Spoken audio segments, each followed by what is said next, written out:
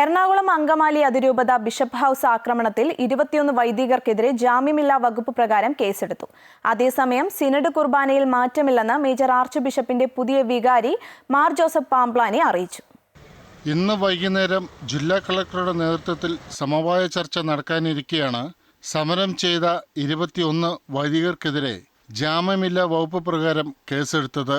SI അടക്കമുള്ള പോലീസുകാരെ ആക്രമിക്കുക, വഴിതടഞ്ഞ് സമരം ചെയ്യുക, ബിഷപ്പ് ഹൗസിലേക്ക് അതിക്രമിച്ച് കിടക്കുക എന്നിവയാണ് കുറ്റങ്ങൾ. അതേസമയം ഏകീകൃത കുർബാനയിൽ വിട്ടുവീഴ്ചയില്ലെന്ന് പുതിയ വികാരി മാർ ജോസഫ് പാംപ്ലാനി പറഞ്ഞു. ഞായറാഴ്ചകളിൽ ഒരു കുർബാനയെങ്കിലും ഏകീകൃത കുർബാന അർപ്പിക്കുന്ന വൈദികർക്കെതിരെ നടപടിയില്ലെന്ന വ്യവസ്ഥ തുടരും. മാർപ്പാപ്പയുടെ തീരുമാനം അന്തിമമാണ്.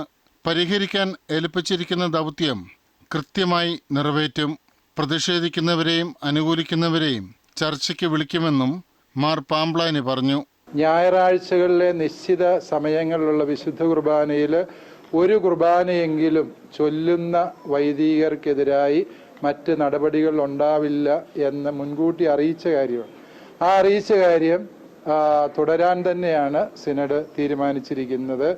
അതിനിടെ ജയിച്ചോ പരാജയപ്പെട്ടോ എന്നതല്ല, സഭ ഏൽപ്പിച്ചത് ആത്മാർത്ഥമായി ചെയ്തു എന്നാണ് സ്ഥാനമൊഴിഞ്ഞ അഡ്മിനിസ്ട്രേറ്റർ ബോസ്കോർ പുത്തൂർ പറഞ്ഞത്. കുറവുണ്ടായെങ്കിൽ മാപ്പ് ചോദിക്കുന്നു. എല്ലാവരും ഒറ്റക്കെട്ടായി മുന്നോട്ട് പോകണമെന്നും അദ്ദേഹം പറഞ്ഞു. അമൃത ന്യൂസ്, കൊച്ചി.